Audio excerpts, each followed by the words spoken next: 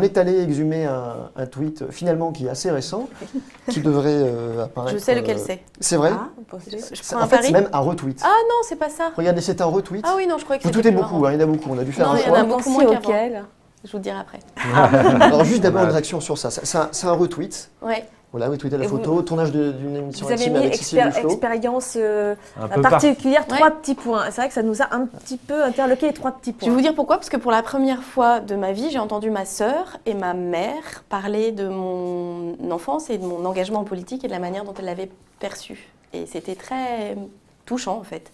Si j'ai décidé de faire cette émission, j'ai beaucoup hésité parce que moi je n'ai jamais, et c'est pour ça que pendant longtemps vous êtes protégée de ah non mais je continue, c'est-à-dire que le pacte c'était il n'y aura pas un mot sur mes enfants, ma vie d'aujourd'hui, etc. Pas un mot. En revanche sur mon enfance et comment les choses se sont organisées pour que je devienne la femme poétique que je suis aujourd'hui, oui ça je veux bien le raconter parce que je pense que c'est un message pour d'autres.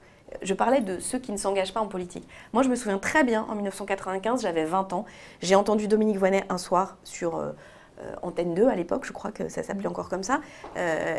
Il y avait un film où on la voyait de loin avec sa poussette, elle parlait simplement. Et du coup, ça a ouvert un horizon pour moi, que la politique n'était pas réservée à un monde qui était à 200 000 km de là d'où je venais.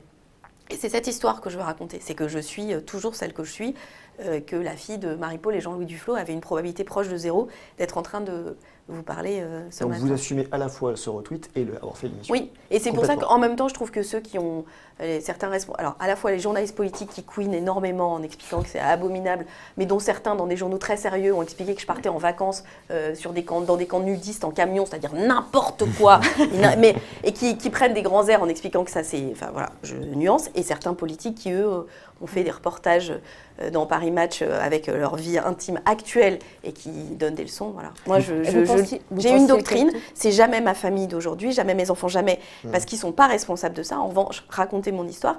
Et puis je vous dis, l'originalité, c'est que ma mère et ma sœur ont accepté de parler. Vous pensiez qu'on allait exhumer quel tweet ?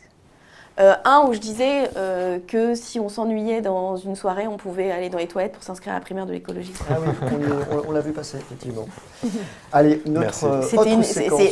Je vais vous dire, c'est le vrai problème de Twitter, parce que je résiste, comme vous avez pu le constater, pour ne pas céder à l'aseptisation totalement de l'usage de Twitter.